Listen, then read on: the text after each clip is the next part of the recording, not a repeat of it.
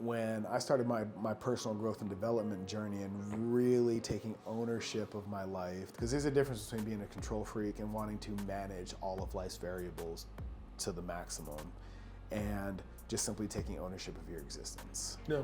Right? You know, life stopped happening to me and things started happening for me.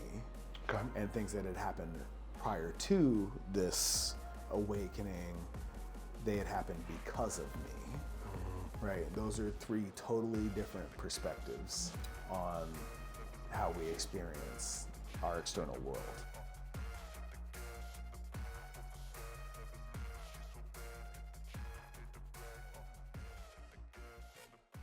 Mycal, thanks for being here, brother. What's going on, brother? Okay, Hey, so I gotta tell you, I had like the last conversation we had talking to you about I guess it's not just plant medicine, but it's that world, that ethos. Do you know what I mean?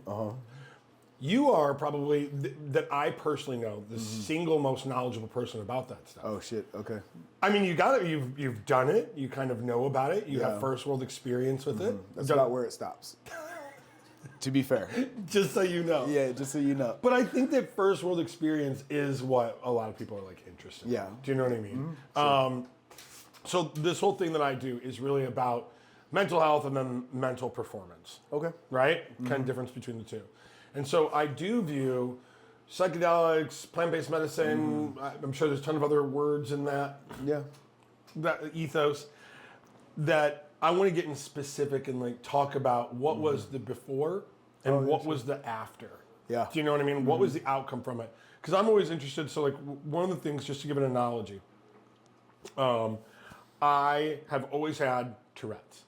So ever since I was a little Like kid. legit diagnosed? Legit diagnosed Okay. Tourette's. Got it. You'll notice sometimes when we're talking, I'll like, I kind of do this thing and Okay. I do these weird little like movements. It used to be very bad when I was younger. Okay. So not the kind where you just outburst. That's called copophilia. Okay. And it is a form of Tourette's. Got it. But relatively rare. Really? Yeah. Because that's what I mean, I know nothing of that, but that's what everybody thinks it is. Totally. Because Okay. when you think of Tourette's, that's like the funny one. Okay. Do you know what I mean? Sure. And when I was younger, I would do stuff like, eep, and I would make like noises, but they're more like gasps and kind of weird sounds. Right. Okay. Pretty rare to have involuntary like words that you say. Got you. But totally a real thing. Actually, Okay. what was awesome, I one time got to speak to this group. It was in St. Louis, a whole crowd of kids with Tourette's and their parents. Oh, that must be interesting. It was, I mean, objectively hilarious because I'm giving this like quite passionate speech and talking to everybody about how like, hey, this is not a big deal. You can totally overcome it, do whatever. And some kid would just be like, shit, fucker. And then what happens with Tourette's is, even for mine is like, if I see something, it'll make me think about it. Okay. And so you have these kids with Tourette's and one person says something and that kind of mentally makes another one. And you get this cascading effect of waves of then Right. repeating these foul language over and over. It is So why before we get too deep into this, why the foul language part?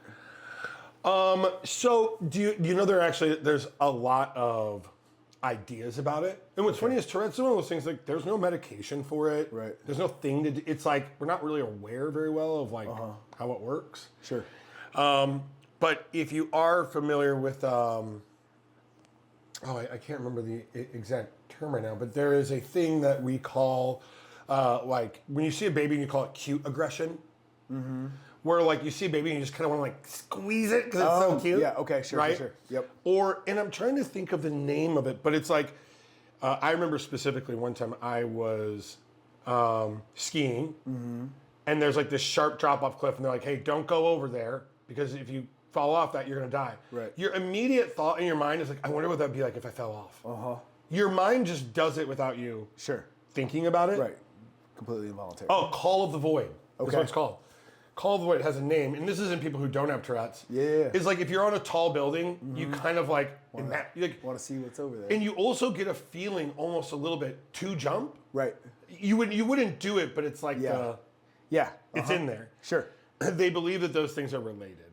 Interesting. Right, and so Tourette's, you kind of have less control over these like autonomic impulses And it's not ever about, like normal stuff, right? You wouldn't think about jumping off of this because there's no danger.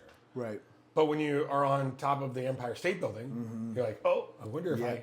Yes, Right? got it, okay. So then it's the same thing as like, oh, if I yelled, wet cunt in the middle of a crowd, it's then you think about it and then you say it because you thought about it. Yeah, okay, got it. So it is legitimately triggered by impulse. Totally. Yeah. Yeah. And so a lot of mine is like, I will feel uneven. And so I'll like, mine's not fully autonomic. It's like kind of half. I'll feel like I have to like stretch to make things even in my body. Got it. Yeah. And if I don't, the world's gonna end or something. Yeah, sure. Yeah. There's some kind of terrible outcome. Oh, wow. Okay, so Anyway. point being, this year's Winter Warrior is going to be at Harley-Davidson of North Scottsdale. The Winter Warrior is our charity to commemorate Mitch Winters, who took his own life in 2021. Mitch was a Marine veteran and Arizona police officer. What we do is put on a full day of fitness and community building. All of the money from this event goes to one local veteran family who we can completely change their life. The entrance to this event is a Winter Warrior shirt, and the cost is as much as you can donate. So it is completely a donation-based event. We just ask that you donate the money, get the shirt, and invite a friend to come with you. For more information, click the link in the bio, sign up, and meet us out here on February 22nd. I have these like specific ritual habit things that I believe are for my mental performance, right? Sure. Help me stay that way. One of the big ones is meditation, right? Okay. And it really is like over a long period of time, how do you get the brain to react differently to external stimuli? Yeah. Right? Kind of is what ayahuasca and all of this other stuff is part of it, right? Okay, so the very first question is I had, what made you, before you had ever done any of it, what was the first, like, I read this thing, I met this person, and now you've piqued my interest? Yeah, well, let me start off by saying I can only speak from my experience. I am the furthest thing from an expert in this realm. Okay. So everything that I'm speaking of is born of my own experience, not from any particular research that I've done or from a place of expertise. 100% experiential. So my exposure to the taboo of psychedelics started in high school. This was way long ago. Not in terms of my personal experience and consumption, etc., but watching others. Right. Got it. Doing mushrooms and all that kind of stuff. And I was really straight-laced because my observation of those experiences were really negative. Right. Why were they negative? Were they the fuck up kids? Well, that and until I started doing work on myself, I was very much a control freak. Okay. And if you know anything about psychedelics, and like, yes, we were having that conversation. You're like, dude, as you're telling me the story, I'm having so much anxiety. You're just giving me anxiety. Because once you're on the ride, quote unquote, you can't get off until it's over. I know. Right. That's so, the scary part. Whether you're microdosing or you do a heroic dose, which is, going completely cosmic, like that could be anywhere from, half an hour to half a day. Oh my God. Right. Again, full panic. So I had zero interest for a very, very long time. And when I started my personal growth and development journey and really taking ownership of my life, because there's a difference between being a control freak and wanting to manage all of life's variables to the maximum and just simply taking ownership of your existence. Yeah. Right? Life stopped happening to me and things started happening for me. Okay. And things that had happened prior to this awakening, they had happened because of me. Right? Those are three totally different perspectives on how we experience our external world. Yeah. And I just recently got back from Houston, and they put it beautifully. I had this experience called body electronics, and one of the teachings from that experience is nothing can affect you in your external world without agreement from your internal world. Okay. And it was just everything that I just said. That's how you would say it in one sentence. Yeah. Right. So the idea of psychedelics, as I got into entrepreneurship and having left the Marine Corps, it would just show up in my circles, like people who had these experiences and were experienced in the Jimi Hendrix sense of the word, very successful, high functioning, very influential, impactful people had these experiences. So that presents some disconfirming information from my perspective. Wait a minute. So you can live this abundant life, you can have an amazing family, you can create a successful business, you can have all of this impact and participate in these illicit experiences. Yeah. Because it's not all the way legal yet, and it sure as shit wasn't way back then. No. So you have to reconcile that truth, that this experience, this psychedelic experience, is not exclusive to drug addicts and fuck ups. There's a whole group of people that society's misfits. Yeah. That's no longer the only truth, right? So, I was having I was having this conversation with some of my employees yesterday when I got into college. Yeah. And this isn't that it's just right. This is just like a thought process that I had, and like when I got out of college, I had viewed like marijuana as like a harder drug than cocaine my whole life. Really? Because like I would see people who smoked weed and they were kind of like lazy and losers, and like I remember when I did it, I felt out of control and like I was like fucked up. Got it. Yep. Do you know what I mean? And I actually don't like the experience of being fucked up. Sure. Like whether it's consuming a lot of alcohol or I remember one time I tried Molly, ecstasy, whatever. And it's like, there's nothing bad necessarily. Like, I kind of don't like that feeling. Right. But cocaine was like just a really good coffee. Like it was just, I was like more sober. Sure. You get hyper clear. Hyper clear. Dumb, but hyper clear. Yeah. And the people who I knew who did it, like made a ton of money. Do you know what I mean? Like they were just like lawyers who went to the bathroom on Friday nights. Yeah, they're not characters in The Wire. No. Right. Yeah, I get it. And so there was this thing in my head where like it wasn't I honestly believe I was like, cocaine to me is just like a really strong illegal cup of coffee. Like that's how I viewed it. Now I don't view it that way anymore. Right. But it is funny how you associate drugs with people and groups, and that's kind of how you assess its I don't know, like stature. Yeah, it's place in your universe, right? Totally. And so fast forward, I get invited. I go to this mastermind. I'm going to leave people's names out of this because I don't know where they're at in this. Yeah. This, And this is so you'd already gotten out of the Marines. You already owned your own business. Yeah. And now you're just like going to a mastermind with a couple of other people. Yeah. So I had been to this mastermind, which kind of was the gateway into some of this relationship I'm about to reference, and I get invited to a veterans retreat, and out in Bonsall, California, which is like the hills of Orange County. Okay. Beautiful property, but like it looked like a hippie commune. So there's like hemp swings and bean bags and tapestries. Okay.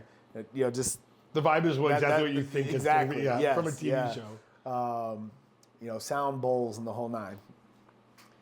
And we spent, once everybody's in attendance, there's 8 of us maybe, and we're talking about cats with legitimate trauma. You know, went over, you know, to either Iraq or Afghanistan, did the dance with the boogeyman, held their buddy while he took his last breath type shit. And I'm sitting here like, I think about this sometimes. That experience of what you're talking about, those guys, is something that like it seems like it's only in movies, but then like you think about it, and it's like, no, that's not. that happened. That actually happens in our time. Yeah, like you know, in the last year. Yeah, that's weird. Go ahead. I'm sorry. So I'm sitting here like, my military experience wasn't like that at all. Like, I knew what I was getting into. Nothing happened to me that I did not see coming. You know, I was a UAV mission commander in country, so like we were the eyes in the sky for the war and supportive guys and girls on the ground. So my experience of the blood and guts and the gore and the horror was through a camera thousands of feet in the air. So I'm sitting there like, man, what the fuck am I doing here? I feel... Oh, you felt out of place. Oh, 100%. Okay. I was like, because everybody had a story cut from that cloth. Yeah. And I was like, I'm confused. I don't feel And I looked at my buddy who invited me, and I was like, why am I here? You know what I mean? And he gets to me. Shaman John, our facilitator, is, you know, so everybody's sharing, and what I understand now of facilitation, he's setting the container, right? We're doing the work to get emotionally regulated, to balance the frequency of this experience through everybody that's participating in it. And this is like a really, really important part. And I'll tell you another story of doing this shit by myself where I didn't have that. I didn't balance the container appropriately, and it went completely fucking sideways. So we're doing that, and this is like 4, 5, 6 hours of just talking it out. You know, why are you here? What are you seeking, etc. And I trust my friend who invited me so implicitly. I don't even know we're about to have a psychedelic experience. He said, hey man, come out to California. I'm having a bunch of vets, and we're all gonna sort some shit out. And I am like, sounds good to me, man. You know? Okay. So Shaman John finally gets to me, and I'm like, I mean, the only thing I can come up with is like, man, I just want to know what's next for the business. You know? Like, I just had my son. My son's like 2 months old. And I'm like, how am I going to balance? There's just a lot of unknowns in terms of how am I going to balance fatherhood and business and being a husband, and like how do all the pieces, how do all these new pieces get arranged successfully? That's all I could come up with, right? And I'm last in the chute. So we've been through 7 other dudes who have these like crazy fucking experience, and they're all currently self-medicating, you know, through marijuana or whatever drugs, it is, but they've got their own thing dealing with their own demons in probably not a great way. And I'm like, I don't live that lifestyle. Yeah. Right? So you felt like a fish out of water in this first experience. I was the greenest of the group. Got it. And at the same time, what I'm picking up on energetically is like everybody knows what they're here for except for me, right? In terms of what this experience actually is, right? And I'm so thankful for that ignorance, because if I had known, I wouldn't have gone, right? And here's what's really interesting about trust and faith. At no point did I feel lied to. Yeah. Right? I felt safe, but confused nonetheless. Yeah. So Shaman John gets to me, and I gave him some superficial bullshit and about why I was there, and he's like, "You're gonna have a hard time." Oh. And I was like, From the fucking man himself. Wait a minute. So like all these guys, right? Working through all this crazy shit, you know, death, abuse, bop, bop, bop, you know, and I'm just like, I'm gonna have a hard time? Didn't see that coming. Really? And what did that make you feel? hesitant. Yeah, did that make you scared a little bit? No, actually, you know, I can't say the word scared, but like, Made your ears perk up a little bit? yeah, I was like, oh man, like I'm okay. You now have my attention. Yeah, yeah. So in the work that I was doing, he's like, when was the last time you had a full night's sleep and or woke up feeling rested? And I was like, I can't remember. And he's like, okay. He asked me a couple more questions and he gave me this decree. He's like, when it gets hard, and it will. And again, I still don't know what it is. When it gets hard, and it will, repeat to yourself, show me peace. I was like, okay. All right. Show me peace. Got it. So we get on with it. You know, we get in the room with the carpets and the pillows and, you know, the ambiance, you know, the scene is set, shit, yeah. right? And like a good student, again, being the master of my own destiny, controlling all the fucking variables, I sit right up front, right? And they hand me this cup. And they're like, okay, you're gonna drink, and then you're gonna breathe. They took us through a bunch of breathing exercises, right? And when you're ready, just lay down. But you want to remain as upright as possible for as long as possible. I was like, okay. And the only thing I can think of in this moment is like, are we sipping this shit? Yeah. Or are we facing it? Yeah. You know? And Oh, it's like a broth. It's like a... it was like a tea. It was like Okay, it was like a coffee, you know. And so the container is set, the music is going. Okay, go ahead and drink. And I hesitate, and I just watch these other guys just take it to the face. And I was like, okay, that's what we're doing, right? And I'm just sitting in my experience. You know, an unknown amount of time goes by, and I'm like, God, this is where I'm getting anxiety. and I'm like, oh man, you know, when you do mushrooms, the physical response, at least in my experience, when you know that it's about to hit, is you get the burps and the farts. Like you get gut starts working. Right, your gut starts working overtime. Oof. And so I'm like, okay. And I lay down, and I thought I fell asleep. And the next thing I know, it's like all the geometry, you know, neon fireworks, and just, you know, you're in the vortex. The Star Wars light speed thing. You No. know, like That's just from mushrooms? yeah. Oh God. I couldn't tell you how much we took or any of that stuff. And there are certain things like yoga. Yoga also falls in this category for me where I don't want to know how it works. I'm not interested in being able to walk into a room and start picking it apart the way that I pick apart fitness. Okay. You know what I'm saying? Yeah, I kind of do actually. So I want to be ignorant of this experience so that I can be present with it, and just whatever it is for me is what it is for me. Okay. Right. So, in this experience, which in totality was 3.5, 4 hours, there were moments where I felt like I was dealing with things, trauma or otherwise, like I was moving through a deck of cards. It was just. Really? And then there were other moments, like very vividly, very specifically, I'm sitting in front of our house in New Mexico that we lived in elementary school. My dad, who at this point had been gone 9 years, I'm sitting on the curb with him outside that house, just catching him up on life.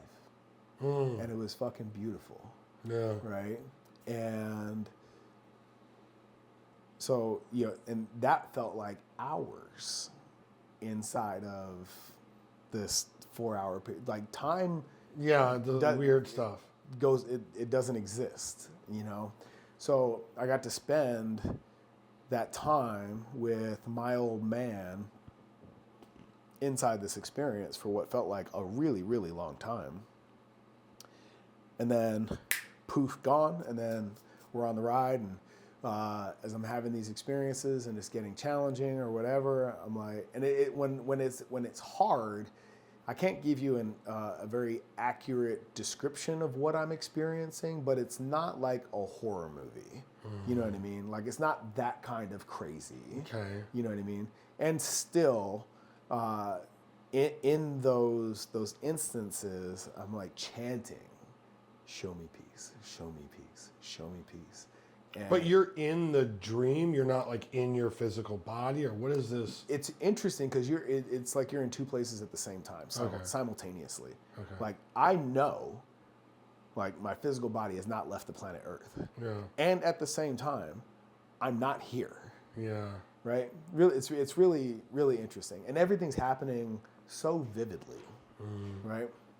So, your subconscious is running the show, and 3.5, 4 hours go by, like, I'm in a puddle of sweat from this experience and all the work and the energetics and all of that, and I'm the last one to come out of the trip.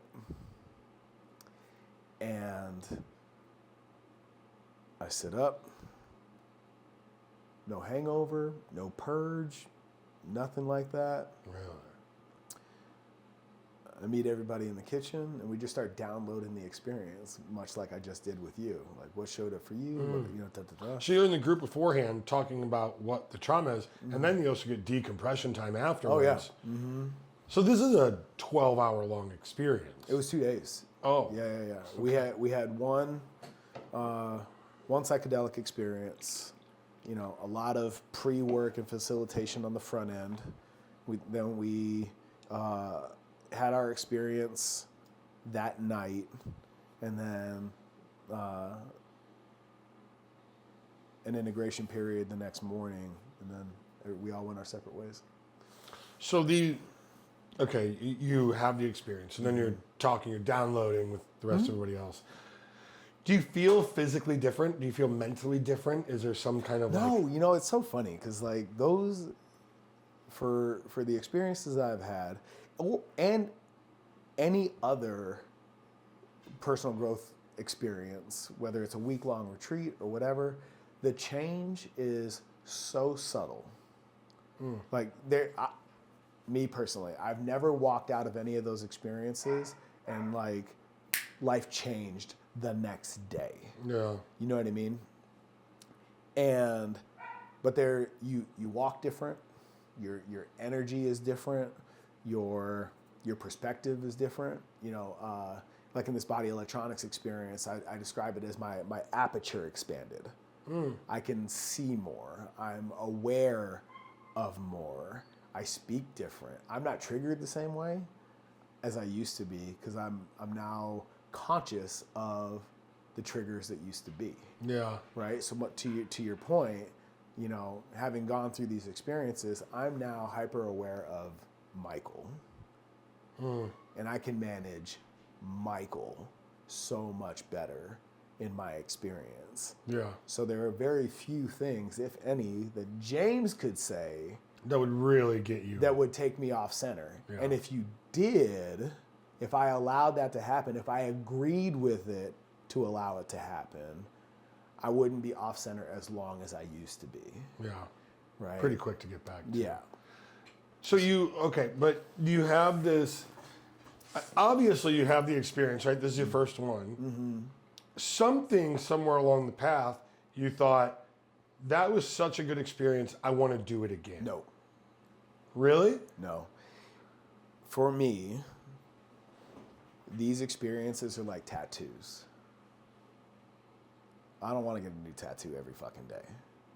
And when I do get one, I've been called to it Got it. for quite a while. Okay, this is very different. Yeah, so it is very methodical. It is not something that I feel like should be overdone or relied upon, right? There's the period in the aftermath of these experiences is for integration.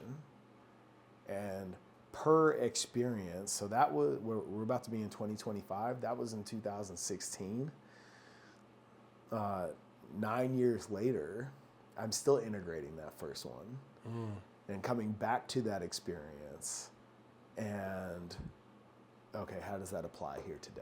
Yeah. Right? And literally every other one in between has that same level of value and introspection in the here and now.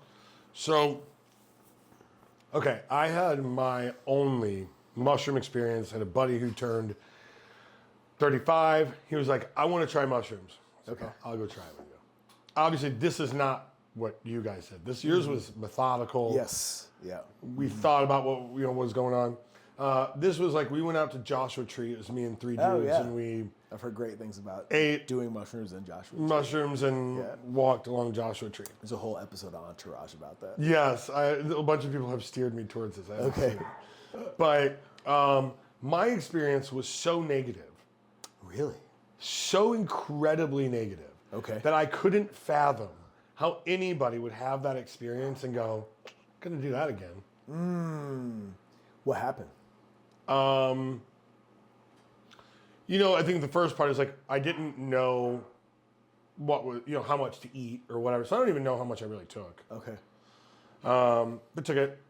And there really wasn't a ton of, there was like visual stuff. I remember kind of looking at this rock and being like, it was daytime, but in my mind it looked like nighttime. Sure.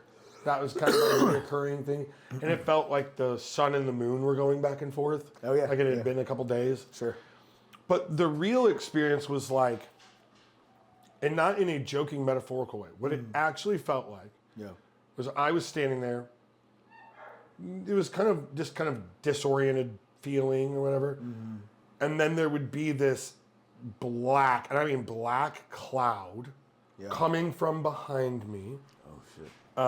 And it would roll over me, and I would just be stuck in these like things that happened in my childhood, just like bad memories or like, bad breakups or just like painful stuff. Yeah. And I would like will myself out of it and start thinking about positive things. And then like the sun would kind of come in and push the clouds back. And I'd be like, oh, yes. And then it would just come right back. And so I just felt like over and over, like massive amounts of pain. Oh, this little massive amounts of pain. Yeah. Enough to where like I just sat down and was like, I'm just going to wait this out. Yeah. Like, it was just, but that feeling, because I was explaining to my buddy once, is you ever like, the girl you really like, you've been together a while and she breaks up with you. Yep. Right? That pain that you feel is like, it does just suck. Right. Like, it's like, you're immobilized. You can't do it. Like, what can you say? Like, no? Right. Like, it's their choice. Yeah. You're just hurt. And there's nowhere to go with it. Right. There's no hospital to put a Band-Aid on it. Yeah.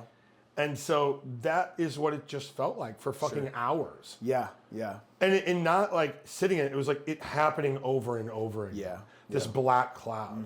And each time was just like that fear and the pain and... Yeah, so that part of your experience, similarly in mine, is where those are the periods of the experience where I'm like, show me peace, show me peace, show me peace. And it's funny, when I did that, I saw Nicole and Tristan. Yeah, that's a good sign. I'm like, okay. This year's Winter Warrior is going to be at Harley-Davidson of North Scottsdale. The Winter Warrior is our charity to commemorate Mitch Winters, who took his own life in 2021. Mitch was a Marine veteran and Arizona police officer. What we do is put on a full day of fitness and community building. All of the money from this event goes to one local veteran family who we can completely change their life. The entrance to this event is a Winter Warrior shirt, and the cost is as much as you can donate. So it is completely a donation-based event. We just ask that you donate the money, get the shirt, and invite a friend to come with you. For more information, click the link in the bio, sign up, and meet us out here on February 22nd. So when I saw Nicole the next day, she's picking me up so we can head back to Arizona. Like, just the level of love, not that I didn't love my wife before this experience, but my expression of it was exponential. You know, she showed up, I just started weeping, and there's my son in the car seat, and I'm just like, the level of worry or anxiety about the future had just died. Yeah. It was unnecessary, serves no purpose in my life. Everything that I need is right here, right? Wow. And that theme has showed up repeatedly in these experiences where, you know, I feel called to the experience. I feel blocked for some reason. I don't know what the next move is. I feel stuck, whatever. And then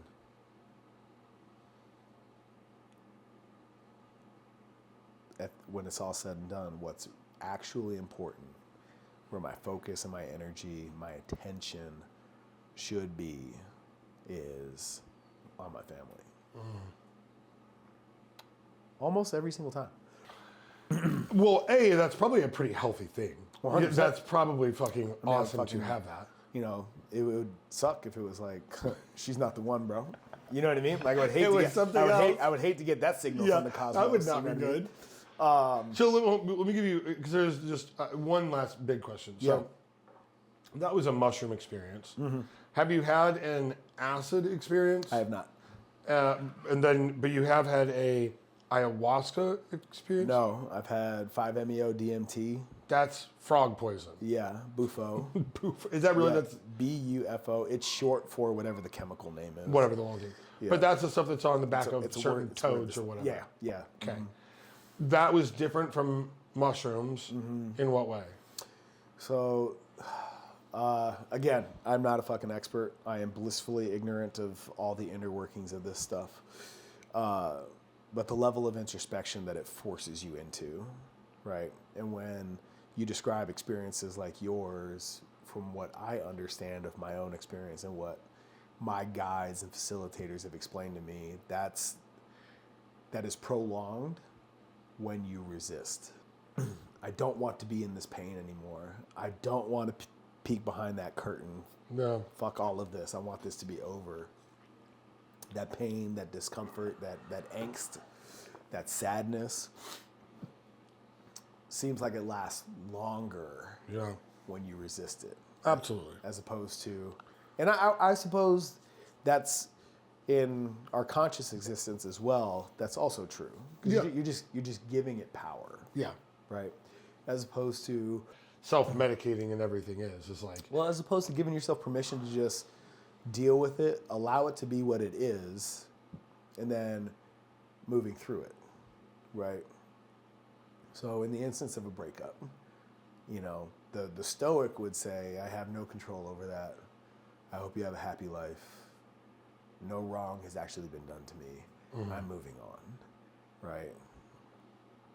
The hyper emotional, irrational wants to hang on to this person who has made a decision to let you go, right? So you have that feeling of the immovable object and the unstoppable force that isn't going to change your circumstance whatsoever. Yep.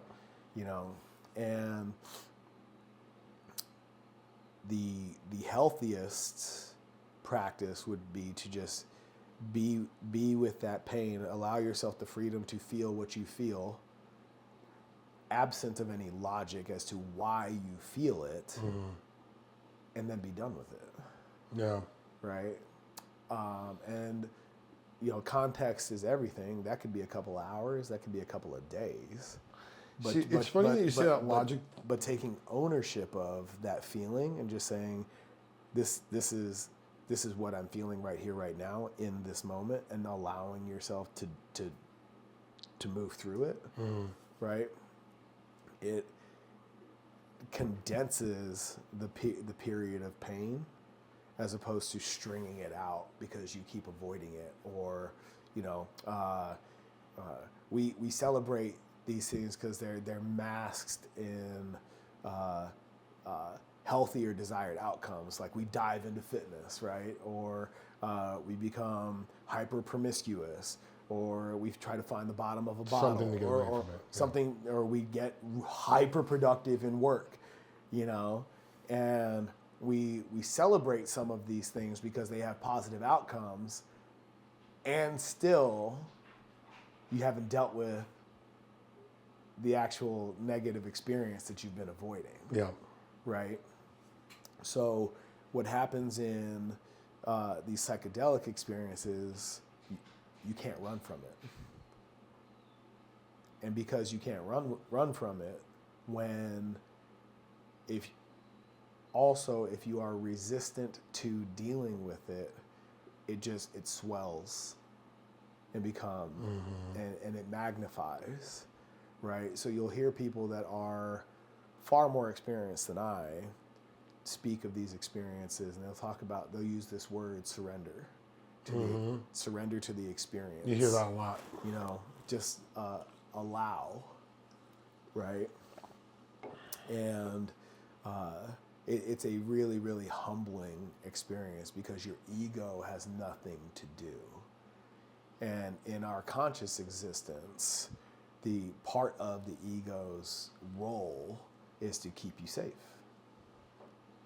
right? Yeah. It's your bravado. Keep you protected. It's your bravado. It's to, a business deal goes south, and it's just like, okay, fuck it, on to the next, right? That's the ego's job, And at the same time, where we go wrong in ego is it's such a strong defense mechanism that it also inhibits our ability to deal with things that are painful and negative. Yep. So it just stacks up. So in the psychedelic experience, it's like rebooting the computer and getting rid of or dealing with all of that stuff once and for all. Okay. And it creates more room, more space. It reorganizes the deck so that the things that are really important, that are really productive, really proactive, that are truly of your desire, they're not being pushed down by the. They're no longer inhibited by these negative experiences that are simply taking up space. And if enough time goes by, they just get further and further into the periphery to the point that you may not even know that they're bothering you or holding you back anymore. Yeah. Yeah. That makes sense the way that you explain that a lot more. I can see that, I think that there are so many people who I've talked to who have had similar experiences, right? To where there's a lot of talk about shedding the ego or letting the ego go, right? Or seeing it as like a third entity, as like it's kind of... Yeah, you externalize it. Yeah, now it gets to be over here and it doesn't have to be in here. Right. That makes a lot of sense to me. I think that a lot of my curiosity comes from is my experiences with it and not getting anywhere near this sense of enlightenment that other people talk about. It's like, how could those experiences be so different? Yeah. That, there's some part of me like here's what people saying. I'm like, well, I want that. I want that to happen to me. But, then I take the other thought of it, it's like, maybe, there's just biologically, there's just something a little different. I don't know. Some people... Set and setting is everything, I've done a heroic dose on my own, and that was, categorically speaking, a bad trip. I really feel like I experienced my own psychosis, and at the same time, having done Bufo, which is like, you sit with when you take mushrooms, you sit with it for, 30, 45, 60 minutes before it hits. Bufo, you're on the roller coaster ride immediately. Yeah. Right? And where was I going with all that? Like the way that it makes you feel after you've done it? No. What was the whole point of that whole thing? Psychedelic. Facilitation. Oh. Right? Having that guide through all of that chaos, because and also I now know what actual bliss feels like. Right? Yeah. So, having that facilitation is everything. Because I did not do that when I took that heroic dose on my own. And at the same time, I've taken a much lighter dose and gone on a walkabout through the McDowell Mountains with my brother. Both of which very different experiences, but very yeah. I mean, your level of empathy, your connection. You're if you sit still long enough, sometimes you feel like you're watching the grass grow. The clouds shake. Yeah. In like weird patterns and stuff like that, and you can also have like those very interesting and profound experiences as well. But setting, all that stuff. What your expectation is getting out of it is. Yeah. Oh, that's what it was. So, you're talking about, man, these descriptions of these experiences, like, man, I want that. That wasn't my experience. You're comparing, right? So when I went into Bufo, which my brother introduced me to, my facilitator was like, what do you know of this experience? And I started to describe what my brother had told me about his. Which just obviously can't be yours. It's not right. going to be yours. Well, and that was the lesson. So my facilitator was like, that's great. Throw that out the window. Because let go of that. Yeah, because and be present with your own experience. Because whether they're alike or not, yours will be different. Yeah. So just and that was it was really great guidance in terms of being present with the experience for myself. Right. So